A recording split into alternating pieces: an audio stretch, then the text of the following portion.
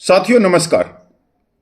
साथियों, रक्षा पेंशनरों के मामले पर एक बार फिर माननीय सुप्रीम कोर्ट ने केंद्र को कड़ी फटकार लगाई है। साथ ही कहा है कि भारी जुर्माना भी लगाएंगे।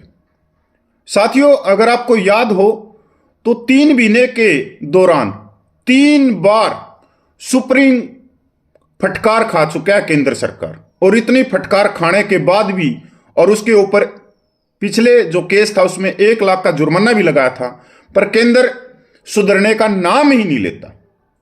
अभी अभी 14 जनवरी गई है जिसके ऊपर वेटरन डे बनाया गया था और भारत के बड़े से बड़ा नेता पूर्व सैनिकों को बधाई दे रहा था, उनके गुणगान गा रहे थे कि हमारे पूर्व सैनिकों की बदौलत आज देश सुरक्षित है। उनका जीवन, उनका योगदान बहुत कुछ कहता है। और यही केंद्र सरकार जब भी कोई पूर्व सैनिक अपने हकों के लिए मिलिट्री कोर्ट में जाता है, एएफटी में जाता है, आर्मड ट्रिब्यूनल फोर्स में जाता है और वहां से न्याय प्राप्त करता है, तो केंद्र सरकार उस केस को चुनौती दे देती है माननीय सुप्रीम कोर्ट में। अब देख लो ये केंद्र की करनी और कथनी क्या कहती है। पिछली 2 फटकार, एक तो केंद्र ने एक जो वीर नारी थी जिनका स्वाग देश की रक्षा करते हुए बलिदान, उसको भी कोर्ट में घसीट लिया था। और अब जो फटकार खाई है, यानी कल 30 जनवरी को 2025 को, मैं पूरी खबर पे लेके चलता हूं। ये डिसेबिलिटी पेंशन से ताल्लुक रखती है। जो आज की नेशनल मीडिया में आया हुआ, भारी जुर्माना लगाएंगे, केंद्र सरकार पर बिफरा सुप्रीम कोर्ट, कहा रिटायर्ड सैनिकों को कोर्ट में क्यों घसीटा जा रहा है। आर्मी पेंशनरों, पीठ ने केंद्र से पूछा कि क्या आप नीति बनाने को तैयार हैं। अगर नीति बनाने को तैयार नहीं है तो हमें जब भी लगेगा कि अपील निरर्थक है तो हम भारी जुर्माना लगाना शुरू करेंगे। सुप्रीम कोर्ट ने सेवानिवृत्त सैनिक की विकलांगता पेंशन के खिलाफ दाखिल याचिका पर केंद्र सरकार को फटकार लगाई है। कोर्ट ने कहा कि केंद्र सरकार द्वारा ऐसी ओछी याचिकाएं दाखिल करके सशस्त्र बलों का मनोबल गिराया जा सकता है।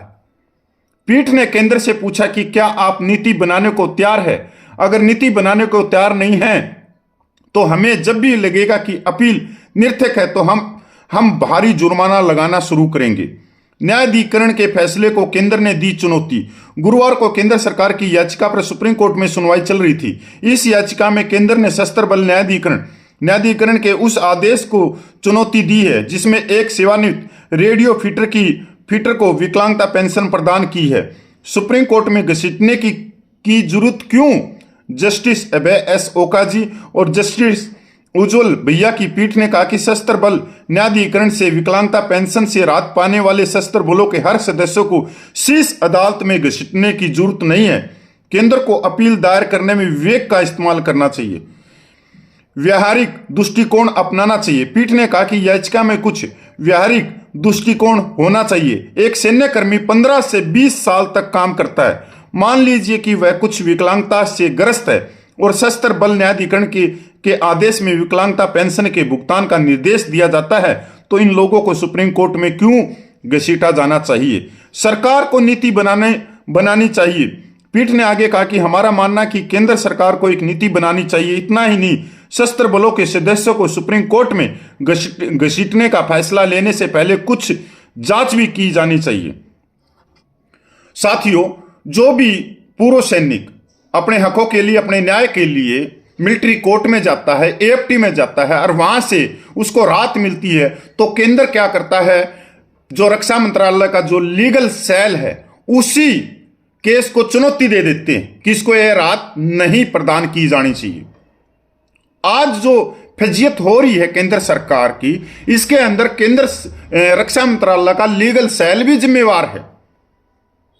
कितनी बड़ी बात है कि कोई नीति नहीं है कि हर एक केस को माननीय सुप्रीम कोर्ट में ले जाया जा रहा है।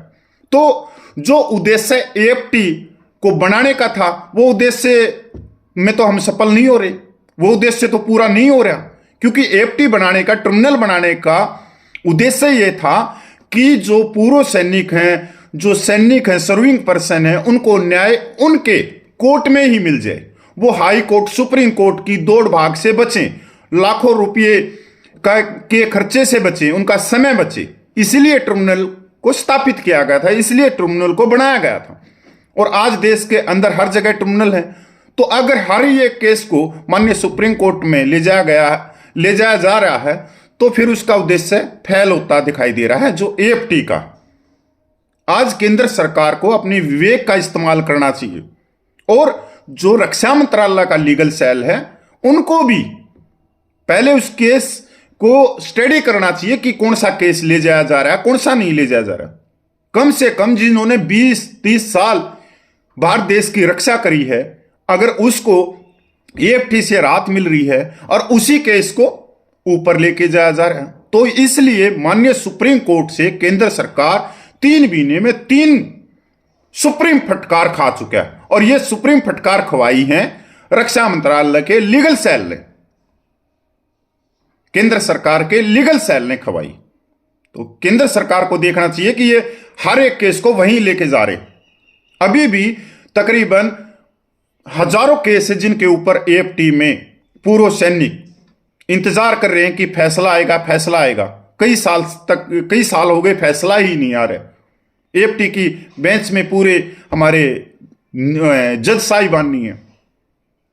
तो करनी और कथनी का बिल्कुल पता लग रहा है कि 14 जनवरी को जिस तरह से पूर्व सैनिकों को कसीदे पड़े जा रहे थे, पूर्व सैनिकों की वाई की जा रही थी, क्योंकि 14 जनवरी को वेटरन डे था, हर जगह बधाइयां दी जा रही थी। अब ये देख लो, अगर मैं केंद्र सरकार से आग्रह करता हूं कि हमारे को बधाई नहीं चाहिए, हमारे को जो न्याय मिला है वो न्याय दे दो। पूर्व सैनिकों को परेशान मत करो, उनकी सैनिक विधवा माता बहनों को परेशान मत करो।